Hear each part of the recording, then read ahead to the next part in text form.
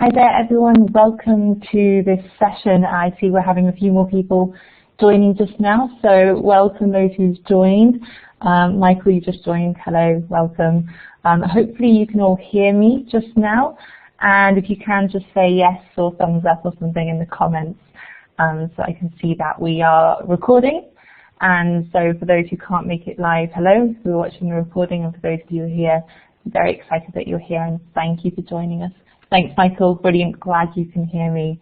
So we have Justin Miles, who is the person who I'm hosting here. So he's the explorer who is behind the project Let's Teach the World. And we're going to be talking for the next hour. Well, we'll have some presentation time and then hopefully have a bit of a conversation about how to make universal education provision a reality, and that is a huge topic. I just want to ask Justin if you can say hi, just to make sure that you're coming through loud and clear. Hi, Justin. Hey everybody, thank you very much for coming in and joining this evening. Fantastic, thanks Justin. So I've got a few intro bits to go through. You can see that if you do want to connect with Justin or I on Twitter, you can see our handles on this page, and we'll just move on to thank the sponsors of this event. So thank you sponsors for making this a free global collaborative event. I'm very grateful to them, and we'll have a look now. So this is where I can make this a little bit interactive. I'm just going to try and give you all whiteboard permissions, which for those of you who've maybe been in sessions before, you'll know what to do. For those who haven't, what you can see, brilliant, thank you. What you can see on the left-hand side is a toolbar, and the second from the top is a kind of sun icon. So if you, I think you double-click on that to grab it, and then you can take it onto the map, which you can maybe see I'm doing here, and then it's, I think it's a right-click to drop, but if someone knows better, do say in the comments. And so I'm going to right-click, and what you're dropping it onto is where you are in the world right now. So we'd love to see where we've got people from who are watching this. And it looks like we've got people from a whole bunch of places. Fantastic. Yeah, Justin, we picked a good time. Hello everyone from around the world. Brilliant. Hopefully you've done that. You can see I'm calling in from Germany just now. Justin, have you managed to do that? Yeah, I think I'm showing us in the middle of the English Channel, actually. I was wondering if that was you. Yeah, that's fine. That's fine. Brilliant, and welcome to those from the US as well. Very excited that you're here. Oh, brilliant, Angola in the comments. Fantastic. Very good. Right, I'm going to move on, but if you haven't managed to do that, just pop in the comments where you're calling in from, because it's really lovely to see. Let's see, and here we are for our slides now. Before I turn over to Justin, I just kind of want to give a broad introduction to the session and, you know, really big up Justin and the work he's doing. So in terms of universal education provision, I mean, we're talking about a huge topic here. This won't have escaped your attention. It's probably why you've been attracted to come join us in this session. The particular kind of project that Justin and I are talking about and that Justin will be leading the session on is a project called Teach the World. So we'll have an introduction to that in a second. My role in that project is kind of as someone who's seen it and thought, wow, that looks amazing, I'd love to help. And so I've asked Justin how I can help and done certain things. One particular thing that I've been doing is the assembly notes. So if any of you want to follow up on this afterwards, you can go to the website. So that's letsteachtheworld.org. Maybe someone can pop that in the chat for everyone, letsteachtheworld.org. And you can sign up to the newsletter there, and that will come from me in the main. And part of that includes assembly notes. And brilliant, thank you, Faith. So we've covered so far in the assembly notes the UN, UNESCO, global goals, and my aim there is to try as best I can to take these huge topics and present them in a way that could be delivered in assembly or adapted in assembly for our global teacher audience and for people who are interested as well. I thought, seeing as, we're gathered here, it's sort of a live event, I thought we'd turn this into kind of a mini assembly by me kind of introducing the topic, the hugeness of this, with a bit of a quote from a book that we can maybe take as an analogy as we discuss this. Because it's easy with something like this. I mean, if you've seen the news, you've heard that UNESCO is saying that basically on current trends, the global goals, the global sustainable goal 4 about universal provision of education, they're saying that on current trends we won't hit it. Not for another, 10, 20 years after 2030, which is when the goal is. So with things like that going on, it can feel incredibly daunting. And what I've got to share with you, just to kick this off, is a quote from a story. So I've been living in Germany the last few years, and I picked up a story here. It's a story of Momo. Maybe you've heard of it, maybe not. It was introduced to me as essentially the writer is kind of the equivalent to our Roald Dahl. So it's like the German version of our Roald Dahl. So I read the book in German, and I've translated a section of it, which I'd like to just share with you as a way, as an analogy of the hugeness of this, and to kind of kick off the session before I hand over to Justin. So it's talking about a particular character, and that's a guy called Beppo the street cleaner in the book. And it says that many people were of the opinion that Beppo the street cleaner was not all there in the head. This came about as, after a question, he only smiled and gave no answer. He thought about it. Sometimes it took 2 hours, minutes, or a whole day until he had some reply. In this time, the other person had naturally forgotten what had been asked, and Beppo's words came across as fanatical. Only Momo would wait. And then we hear what Beppo says. You see, Momo, it's like this. Sometimes a person has a very long street ahead. They think it is so terribly long that it can never be completed, they think. And then they start to hurry, and they hurry even more. Every time they look up, they see it has not at all become less, what lays before them, and they exhaust themselves more. They fight it with fear, and in the end, they are completely out of puff and can't do more. And the street lays ever still before them. People can never think about the whole street at once, you see. You must only think about the next step, on the next breath, on the next broom sweep, and then again, only on the next. Then make it fun. That is important. That makes your work good. And at once you see that step by step the whole street is done, you won't have noticed how, and you won't be out of puff. That is important. So that's from a book called Momo. If you search Momo online, M-O-M-O, you'll be able to find that. And it's just I don't know if that's anything like the official English translation, but I've just done that from the original German to share with you and kind of put this in context, because we are talking about a huge thing here. The other thing I've been thinking about, and I'd love your thoughts on this, and hopefully we'll get some kind of comments, maybe some interaction, maybe I'll invite some of you to talk as well if you put your hands up, on who cares about universal education provision. Because I know it's not something that I've particularly cared about for most of my life. It's only the last couple of years where I really feel like I've kind of discovered what education really is, that I've then wanted it for others.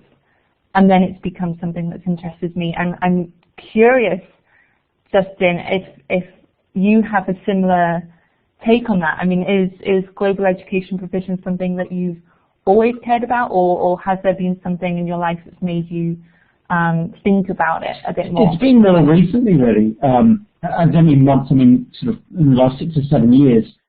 Since I turned my passion for adventure into my profession, I tend to go to the very fringes of civilization sometimes, and I've witnessed education provision, and I've been to places where education provision is non-existent, where it's fractured, where people have major challenges to education, and that sort of turned me on and switched me onto it. Then I met an organisation based in Doha, Educate a Child. I went out to spend a little time with them, worked with those guys for a little while, and that's where my education really began. Sort of 59 million children in the world currently without access to quality education. And that really made me hone in and think, imagine the power in those 58 to 59 million minds And that's really what switched me onto it, probably in the last 6 or 7 years.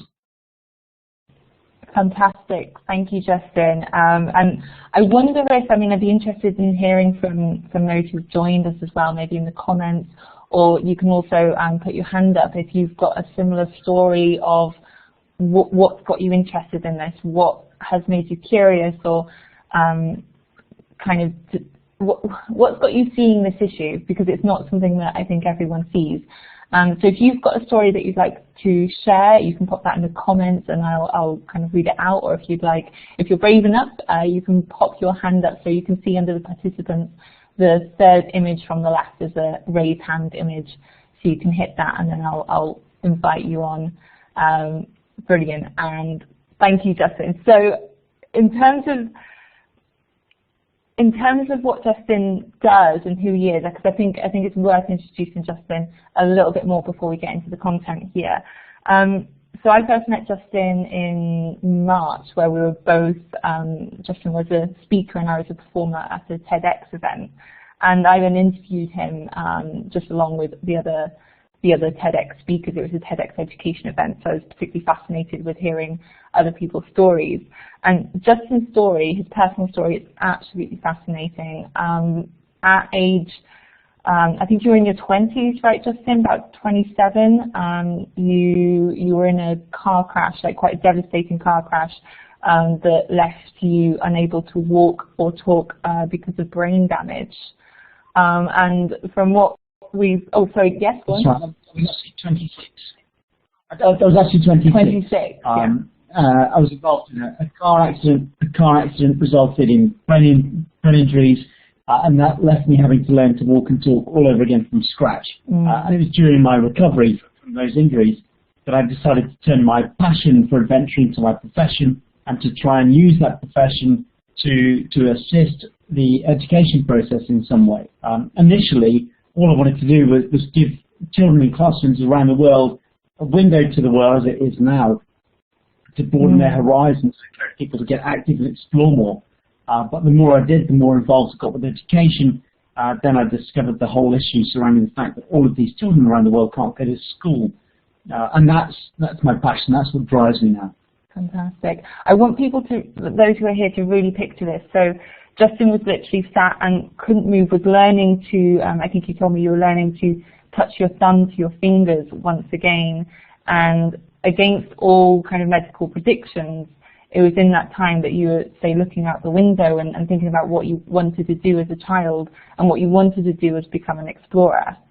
And against all the odds, you went step by step by step and became an explorer. I think you said, was it right, when you completed a marathon? That's when you knew. I think you told me that story. Is that right? It kind of started when I sat there and had this dream of going off and becoming an explorer, going around the world and doing stuff.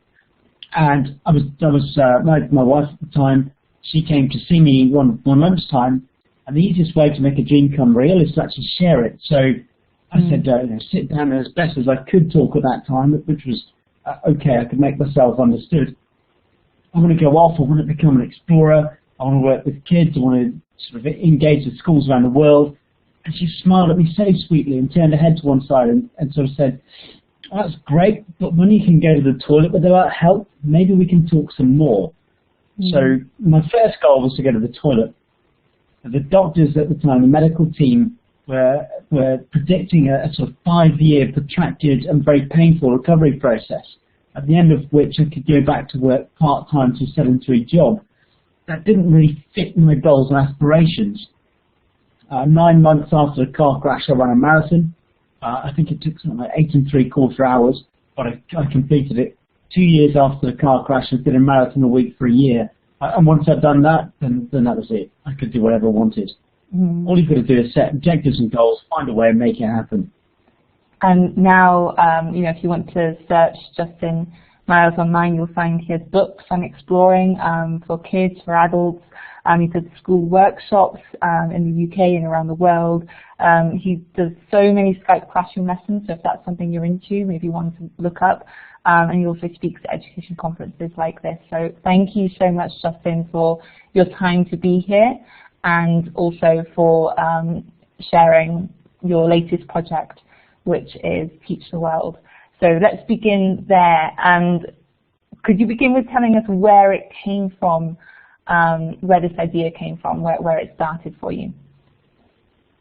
Absolutely. But when I started to learn about this global education crisis, I came up with an idea to create a documentary, a television documentary, to really make people aware of what was going on. I spoke to 2 or 3 television companies, and the trouble was, it's difficult to tell the full story without it being sensationalized or aspects of it being sensationalized.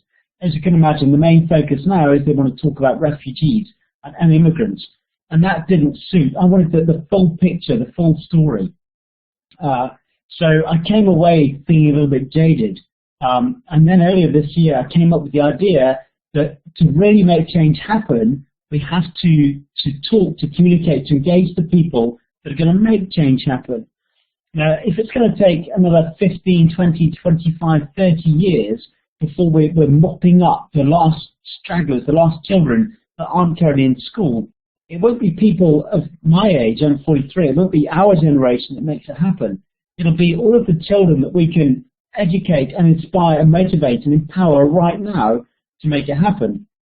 And to do that, to make it stick in their minds, I needed to create some sort of immersive education, learning experience that they could get involved with, that they could learn about, they could start to develop an empathy with other people's lives, the problems out there in the world, that they feel empowered, that children can now do stuff to make education happen for other children. And that's when I came up with the whole idea for Teach the World, to reach around the world to as big an audience as possible and just raise awareness of the barriers to education.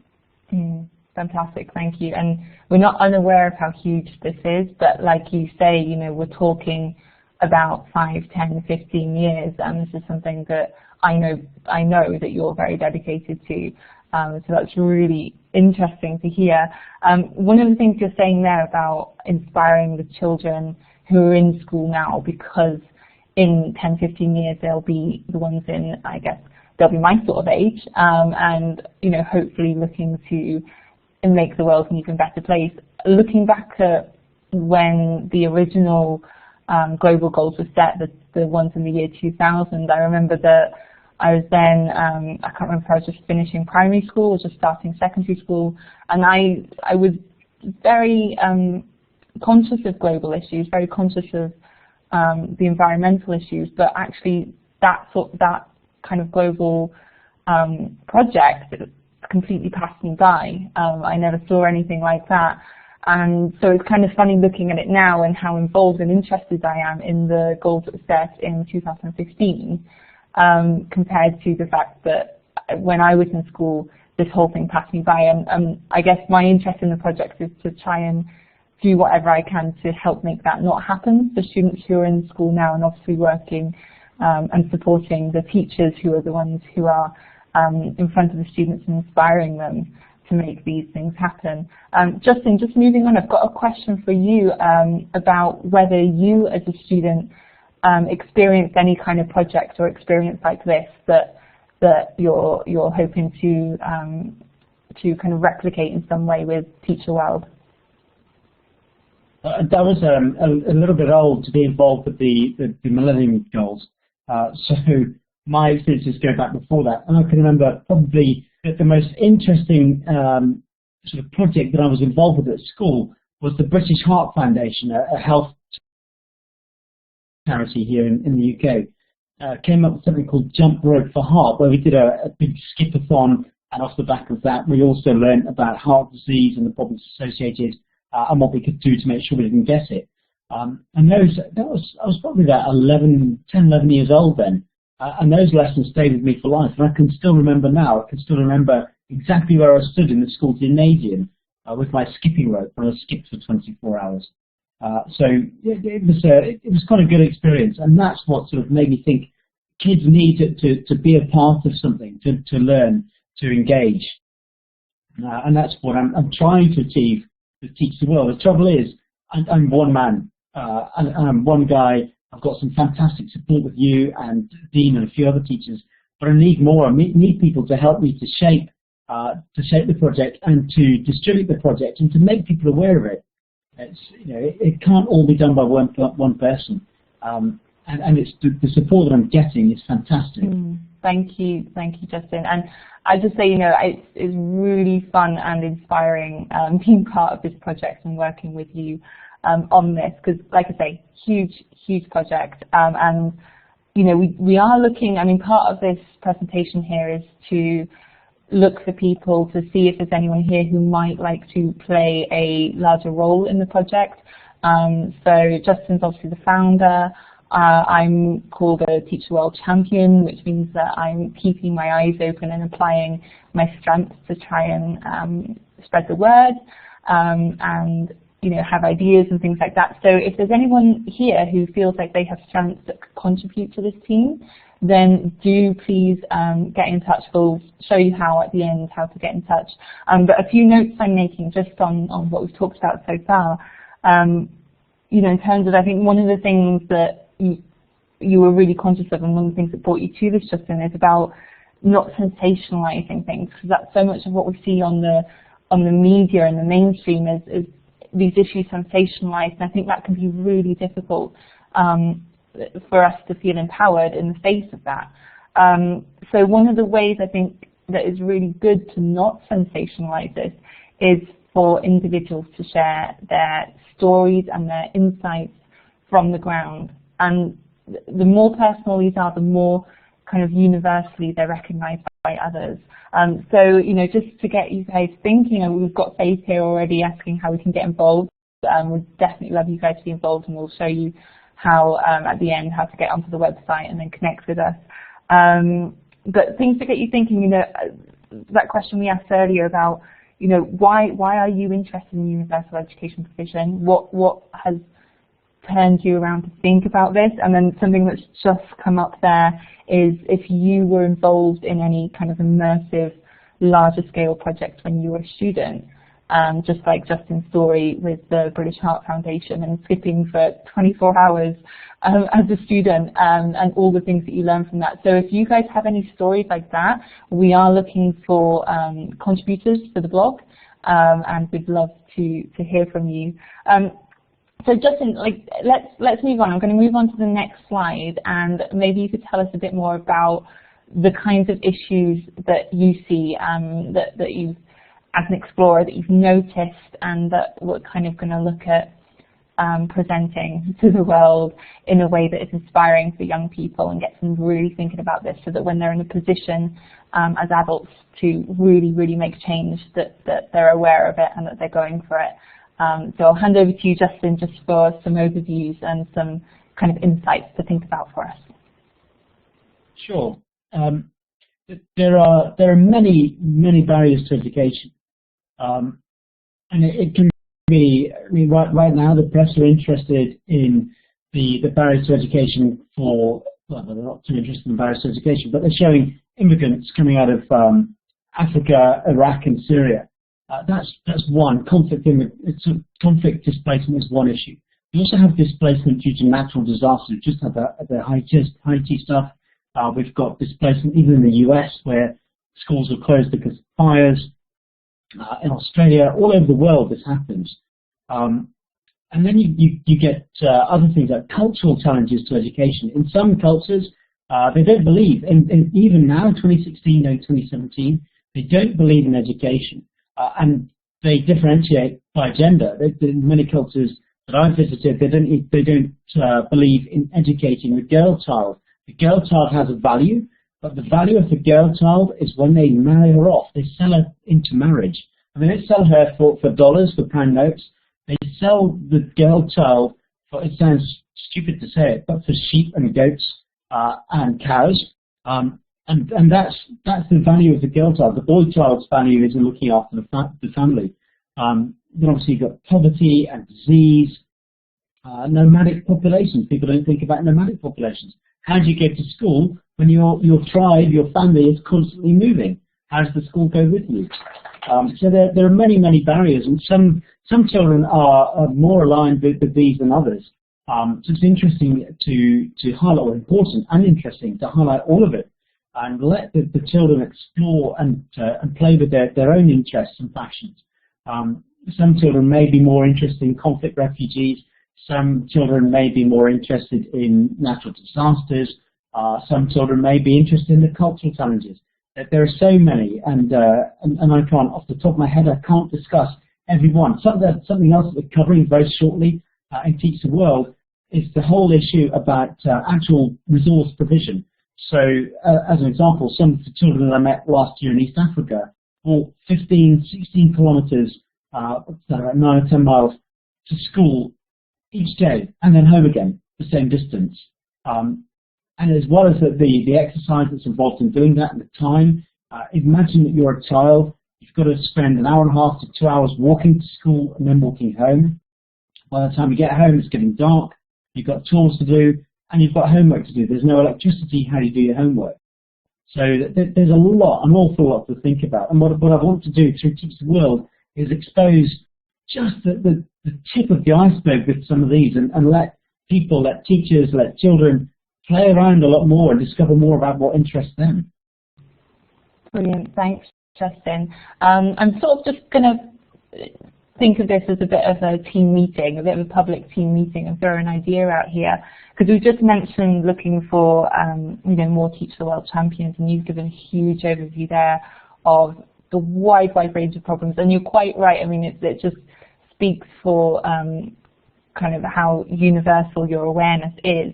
The fact that you also then follow it up with certain people will be interested in certain aspects of this. There's no one person who'll be interested in everything, and certainly the project is the problem is so huge that no one person can solve it, no one person can understand all of it. I wonder what you think. I mean, in terms of Teach the World champions, if particular people want to come forwards and want to lead a part of this project, if we maybe have champions for different aspects of this. So you saw, for those of you who were here at the beginning, I shared a quote from a book, and one other presentation that I've seen in this conference was by Faith and her team, and Faith in the comments here. And maybe Faith, you can give a link to what you're doing there, which I absolutely love, and they're looking at matching literature to the global goals, so all the various global goals, but for my particular interest, it's the education one that I'm interested in. Brilliant, thank you, Faith. ttwob.weebly.com, Teens Talking Without Borders, and it's about highlighting literature that links to the goals, and that's something that really interests me. I would love to dive into that, perhaps with Faith, and if others here, when Justin was giving the overview of all the different problems, if there are particular problems or particular themes that really speak to you, maybe that could be something you could contact us with and say, that's something I'd like to compile information on and find a way to present to the global audience that we're building up for this project. What do you think about that, Justin? I mean, I am just throwing it out there just to see what we think of that. Absolutely. I mean, like I said, I'm one person. If people have come on board or would like to come on board and they've got a particular interest, particular set of skills that they can offer, fantastic. This project isn't about me. I take no money for it. Everything that I do in education is entirely for free. There's no way that I make money connected with this. So it's not about me, it's about the end result. The end result is making sure that in 20, 30, 40 years' time, beyond my lifetime, I won't see the results. Unfortunately, that children get to go to school. So if somebody else has got skills that can be used and will progress the project, fantastic. Talk to us. Let's make it happen. Brilliant. Well, I'm loving the conversation in the chat about this and loving the enthusiasm coming up. Justin, I'll move to the next slide to see that beautiful picture that you've got. Of course, just a reminder, Justin is an explorer, so he has some beautiful imagery from all around the world, and that's where we've got these images from. Justin, could you give us an overview of kind of where we're at now with this project? We've talked about it in big scale, in what where it's going, the kind of size of it, the scope of it, the time scale, how we want to make it fun, how we want to make it engaging. But where are we at on the ground right now with this work? In the year 2000, the world made a promise that every child everywhere would have access to quality education by 2015. The start of 2015, I think something like 85% of the children that weren't enrolled in education at the dawn of the millennium were actually going to school, but that left 15% outstanding. And that 15% outstanding equates to 59 million children, and the reason that they're outstanding is because they are the hardest children to reach. Now, we're already almost 2017, and that figure hasn't moved a huge amount. And it's not moved a huge amount because of all sorts of problems that we can't actually fix with the click of our fingers. Displacement due to conflict, it is still there, and there are more people, more children pouring out of conflict-affected areas constantly. And when I say conflict-affected areas, I don't necessarily mean just war zones. In some Central African areas, that there are regions and countries where displacement is due to political differences, as well as obviously the sort of conflict, war, refugees. Natural disasters, they're always going to be there. So the number isn't shrinking a vast amount. People are putting in a huge amount of effort right now, but then the number's coming down, but it's not coming down enough. It needs to come down faster. Yeah, and that links back to what UNESCO was saying in their latest report, that if we just continue on the trajectory we're on, then this won't happen for many, many years, if at all. So I guess in our own way, I mean, I really hope that there are other projects like Teach the World. I mean, this has a particular flavour to it because Justin's an explorer and we're looking at it on a global scale, using a lot of curiosity. And that's a particular flavour which will attract a particular kind of person. And I do hope there are other projects being started around these kinds of things that will attract maybe different kinds of people that won't be attracted to ours. So there's so much going on. One of those things, again, I'd like to plug another event at this conference that I've seen, because if you guys are just coming into this event, do have a look at other ones. There's one I saw earlier today that might be worth looking at the recording for if you missed it, on unconscious bias, by a gentleman from Sheffield Hallam University. I forget his name, but you'll be able to find it on the event. And that was just looking at, you know, all the things that we just assume. And I guess the summary of his talk really was that once we become aware of our unconscious biases, once they're conscious, we do a lot about them. We're very, very good, and especially educators, he said, especially teachers, are very good at making change once an unconscious bias becomes conscious. So that's something to bear in mind.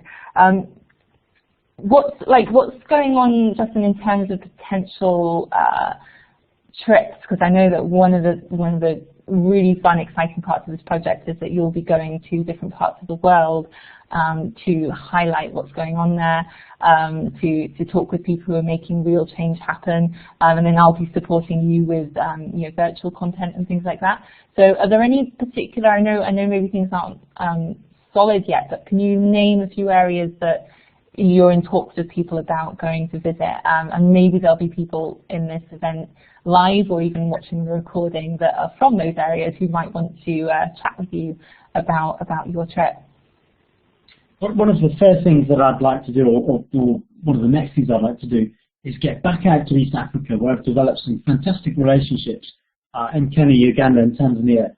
I'm going to do some adventurous stuff, climb mountains and kayak rivers and things, because the kids that I engage with around the world love that. They like to follow it on a tracker and talk to me as I'm doing it, but also to use that audience to then explore education provision and the barriers to education in these areas.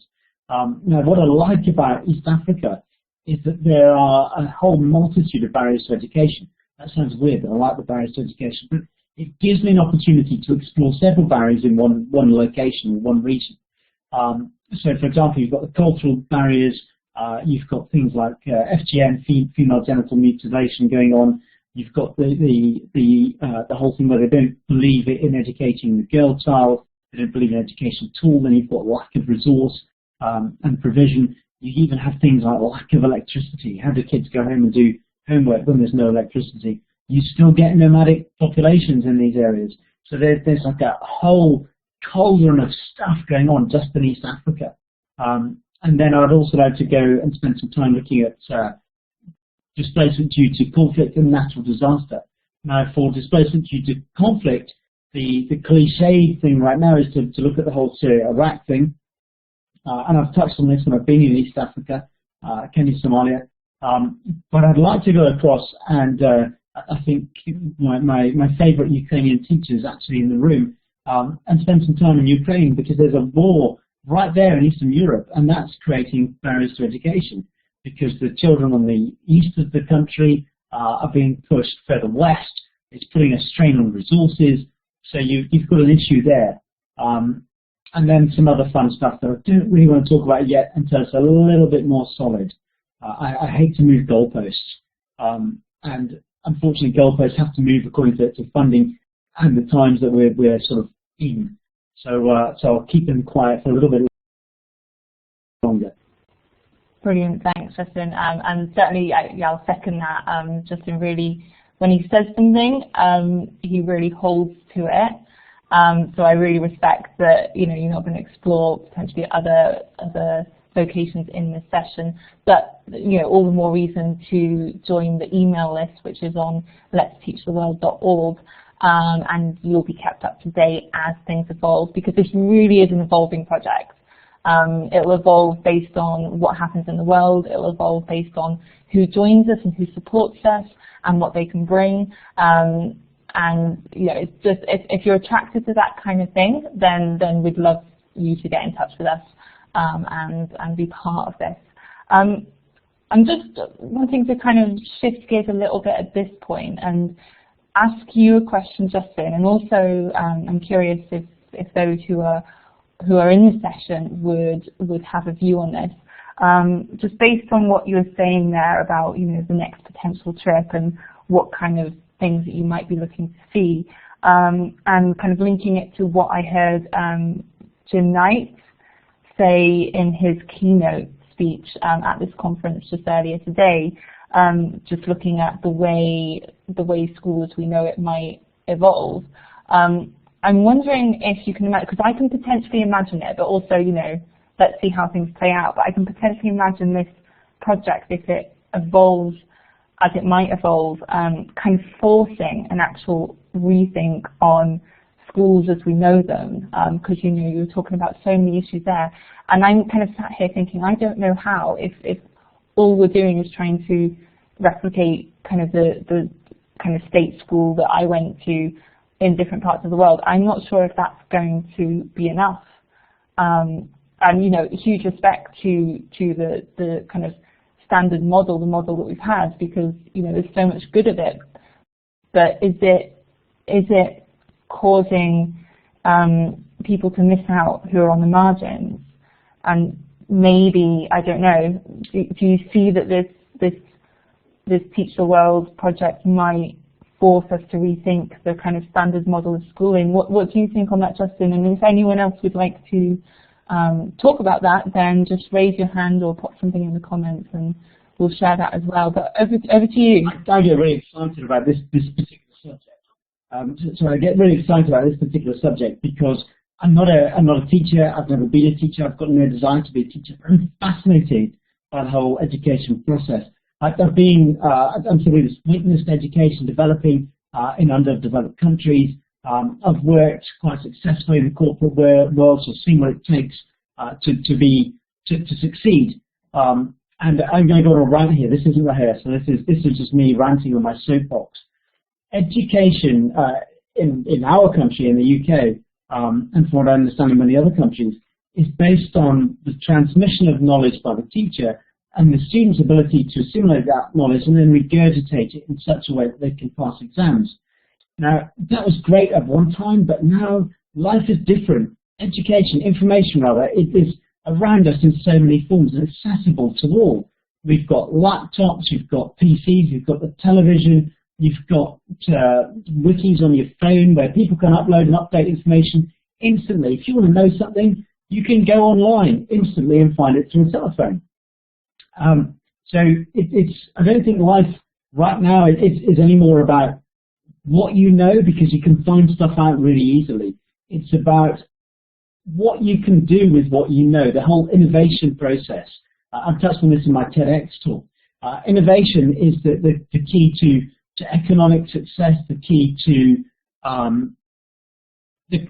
how we, as a human race, we succeed. It's the key to how we live in harmony with the planet. And it's innovation that's going to make sure that the world progresses. And innovation requires a slightly or very different approach to, I won't say slightly, it is definitely a very different approach to education. It's going to take a lot of disruptive innovation to create a place where education changes. And I'm really ranting now, so please, just somebody speak and stop me. Say something. I'll come in. Now, I do understand what you're saying there, Justin. Also, I'm the kind of person that when I hear that, I become quite panicky. And I don't know if anyone else in this room maybe feels that way when you hear things about disruption and things changing dramatically.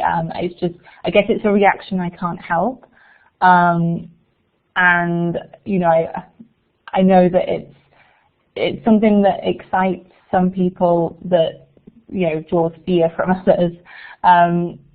So, I mean, I guess that's what I'd say in response to that, but at the same time, I'm really, really curious to see what people generally, and those who engage in this project and those who can reach in the wide audiences, because I know that some of the partnerships you're making, they're national scale. You've got really, really huge companies, and maybe we could touch on that a bit later, you know, looking at this. So I'm hoping that this project can evolve to have quite a wide reach. So I'm trying not to be too afraid of, you know, things being completely changed and all of that, but at the same time I'm trying to hold on to curiosity about what might happen, what might come out of this, and what we might realize when we see more of the world, and when we see more of what you have seen in your, you know, many years exploring the world, which is an experience I don't have, and I think, you know, most people don't have your kind of experience. Do you think that's kind of a fair way to look at this? I'm not really naive enough to think that the Teach the World project is going to be the catalyst for a revolution in education evolution. But it's really interesting, and I love seeing education in underdeveloped countries start to develop when they develop their education systems. The reason being that education in some of these countries is often innovation driven, and they've got an opportunity to write their own rule book, to do things differently. They don't need to follow broadly speaking, they don't need to follow our education system. They can come up with something entirely new. You know, why do something that's ABC when they could be 1, 2, 3? So this is an opportunity for other countries to really take the lead and make education happen. However, that's way beyond my pay grade, I think. I'm not going to get paid very much anyway, but way beyond my pay grade and my remit. It's for other people to think about that have much more expertise than I do. I'm just an excited spectator. And also, how much fun is it to think about this? For people who are that way inclined, I mean, it's the kind of thing, education, I could just talk about. And I know other people are like that as well. And I guess from my perspective, I mean, I kind of put off being involved in the field of education for a long time because I felt like, who am I to say anything? And I think it's really important as part of this project that, you know, we do reach out to you know, teachers who I know can feel like everyone's telling them, you know, what they need to do and what they need to think and things like that. And that really upsets me because, you know, they have so much that needs to be said, that needs to be heard. And the same with students as well, who can often feel like they don't have a stake in the world because they're just children. But actually their perspective and even almost their kind of innocence and simplicity in the way they see right and wrong can really spark things in the adults around them. Just as an example, the Global Collaboration Day Twitter event that we had, if you remember, it was just a few months ago, Justin, and I think a few people who were here also joined us for that. where we asked the question, what one positive do you care most about creating in our world?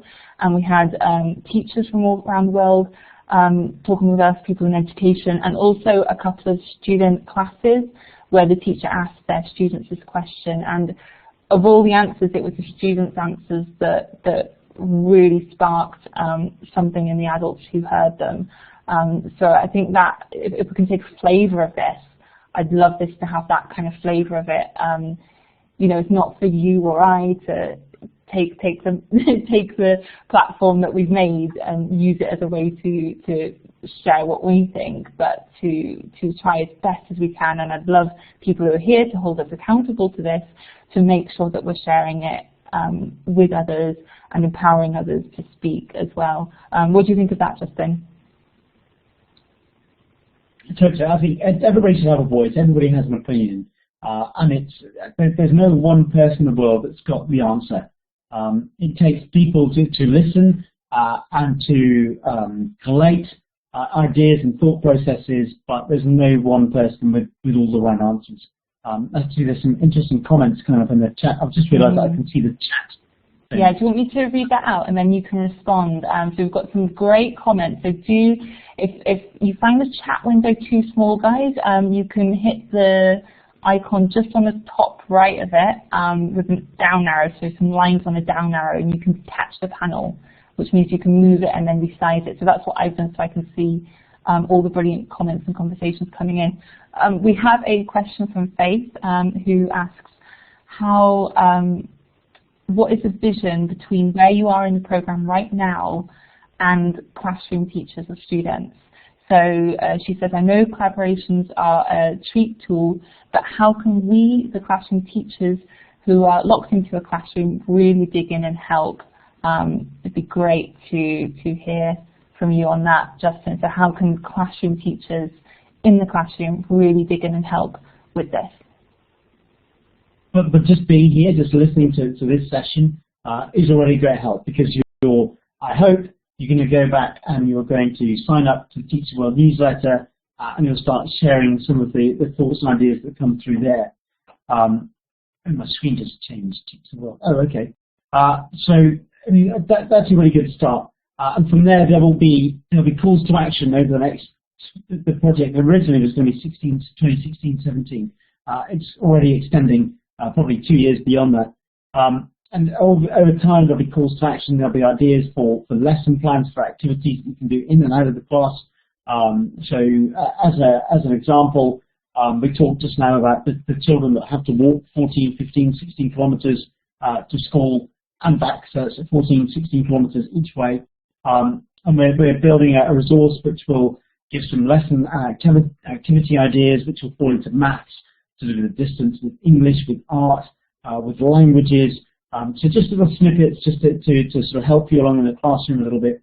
And then there'll be calls to action to maybe, I don't know, do a sponsored walk where you could support the development of, I don't know, a school somewhere, or provide teaching resources. So there'll be plenty of calls to action over the next 12 months, 2 years. Is that enough of an answer, Faith, or do you need more? We'll look out. Yes, she said yes. That's brilliant. Thanks, Faith. I think the thing I would add there, because I know from the work I do with teachers, and just the general sense of how it feels right now to be a teacher. What I wouldn't want is for the things you do for Teacher World or as part of Teacher World to feel like an annoying addition to all the things you already have to do. I think I would feel quite upset if that's how it feels for those who become involved, which is why I think the thing I stressed earlier about letting us know what you really care about, letting us know what your strengths are. So the things that you do so easily that you don't even notice that you've done them, and other people turn around to you and say, oh, how did you do that so easily? So if you can couple those two things, the things that you really care about and the strengths that you just naturally have, and you can chat with Justin, you can chat with me, when you connect via the website, join the email list. So if we throw out an idea, for example, and you'd like to adapt it so that it feels like something really fun for you, I think that's really important because, again, going back to the story quote I shared at the beginning, making this fun means the work is good. If we try and just do stuff because we feel like we have to, because, you know, it's awful that so many people are denied access to education, which because we're here, we know how important it is and how fun it is. There's a danger of getting very serious about this, and there's a danger of getting really bogged down and losing your puff, like the guy in the story. So really be aware of that. Be aware of how fun you find this and what you really want to join in on. One of the things we didn't want to do through Teach the World was to come up with a whole bunch of resources and say, this is what you must use and this is how you must use it, because that doesn't work. Can you imagine that there are schools that have signed up to Teach the World in the UK and US and Canada and France and South Africa, Australia, New Zealand, Pakistan, India, and many, many other countries. Each one of those countries has its own curriculum. Each one of those teachers has their own needs. So what I wanted to do with Teach the World with regards to classroom resource is just to get the ball rolling, to give you enough information that you can do stuff, some ideas from other teachers around the world. If you can use it, fantastic. If you can't, scrap it. I'm not embarrassed. I'm not begging myself up. They didn't need to use my resources, but if it helps, fantastic. If it doesn't, find your own path. You know, it's a big community. It's a big world, and if we all work together towards the end goal, hopefully something will happen. Yay, love that part. Thank you for saying that, Justin. I love the bit about just scrap it, just do your own thing, and also share it back with us, because you know, what will work for you that we haven't come up with will work for others. So it's the kind of thing that we can share and discuss. So we're coming up to the last few minutes of our time together. We've had some amazing comments and questions in the chat. I'm going to have a good look through that now, just to make sure that we haven't missed anything. But if you have asked a question and we've missed it, maybe if you could just quickly type it again so that we definitely see it. And if you have a question now that you'd like to ask us, either in the chat, or if you want to take the microphone and talk with us live, then you're welcome to do that. Just hit the hands up in the participants menu, and I'll invite you to speak. So we've got a few minutes now. I'm just going to go through the comments just to make sure we've got everything. Have you seen anything, Justin, that maybe we've missed? No, look at again in the comments. I speak to around 4,500 children a month around the world through Skype Classroom about my adventures, about all sorts of different things. So if any teachers in the room want to connect through Skype Classroom to talk about Teach the World, to talk about Exploring the Explorer, whatever you want to talk about, we can make it happen. Catch me on Twitter. I'm there as at ExplorerJust, or just add me on Skype, Justin-Miles. If you do that, please just drop a note of who you are, because I get all sorts of wacky, wonderful individuals trying to add me on Skype all the time. I'm sure they're not just picking on me, they pick on everybody. But if you could just let me know that you are actually a bona fide teacher and not some wacko, that would be great. That's brilliant. And I'd like to thank everybody for joining us. It's been a really interesting session. And if anybody would like to share any information or any ideas, then please do reach out. Please do get in touch and help me make this work for the entire world, and for as many schools as we can get involved. Yeah, brilliant. What's your Skype? Was it Skype ID again? Just say that one more time. It's Justin-Miles. Justin-Miles. Brilliant. And then also you've got us on Twitter from the website, which you can see on the page right now, letsteachtheworld.org. I'll finish then. I mean, we haven't had any questions in addition to the ones we've had, so I'll just finish with something Michael said earlier in the comments, which I think will be a great note to end on.